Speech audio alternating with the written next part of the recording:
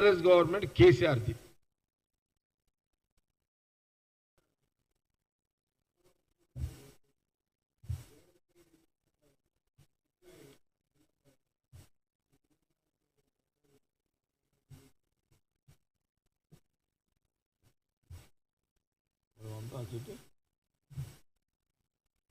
అసలు నాకు ఏమంటాను,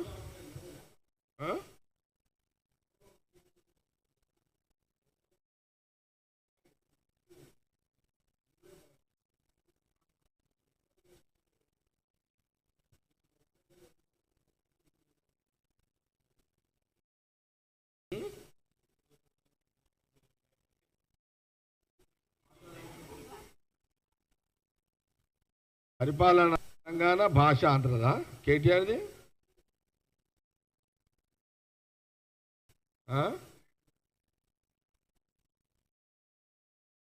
కదా, రాష్ట్రమేమో పరిపాలన ఏమో తెలంగాణలో కేటీఆర్ ఫ్యామిలీది, భాషనేమో ఆంధ్ర భాష మాట్లాడుతున్నాడు మళ్ళీ ఆయన.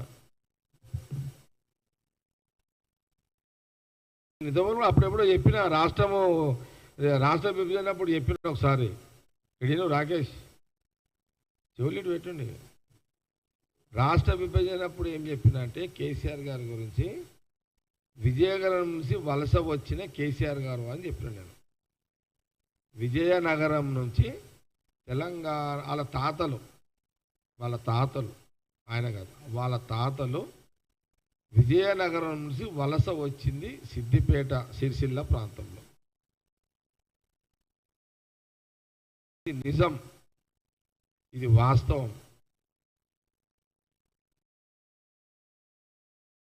అందుకే కేటీఆర్కి ఆ భాష వస్తున్నది అంతే. అట్లా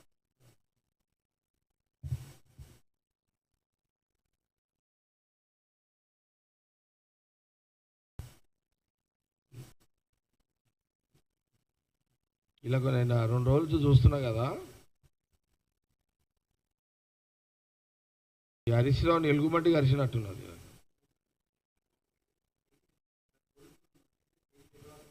లే నాకు ఈ తుంకులాట చూస్తుంటే 2 రోజులు ఎలుగుబంటి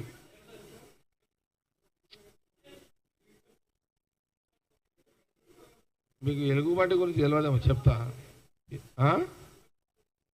లేదు, ఎలుగుబంటి గురించి మీకు తెలియదు అనుకుంటా. ఎలుగుబంటి అది కొంత డిస్టర్బెన్స్ అయిపోతే పిచ్చి పిచ్చిగా చేసి ఊరి మీద వాడు ఎవరిని పడితే అని కొరుకుతుంటుంది, గిచ్చుతుంటుంది, పరిచయం చేస్తుంటుంది, ఊరంతా కంపు లేపుతుంది.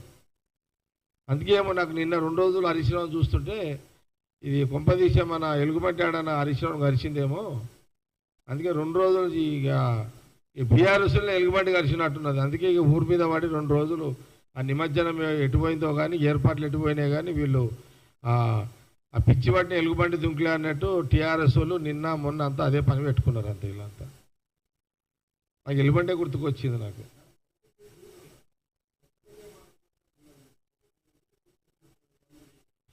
కౌశిరెడ్డి ఇంకా చిన్న పిల్లగాడులే, ఇంకా చిన్నోడులే. ఇంకా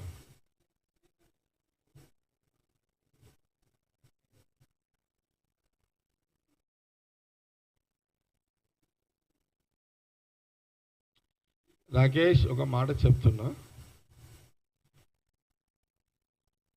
ఇప్పుడు వాళ్ళకి బీఆర్ఎస్ నాయకులకు అంటే ఇంక్లూడింగ్ కేసీఆర్ అండ్ కేటీఆర్, హరీష్ రావు వాళ్ళ ఫ్యామిలీకి మస్తిమితం కోల్పోయారు వాళ్ళు కొంత.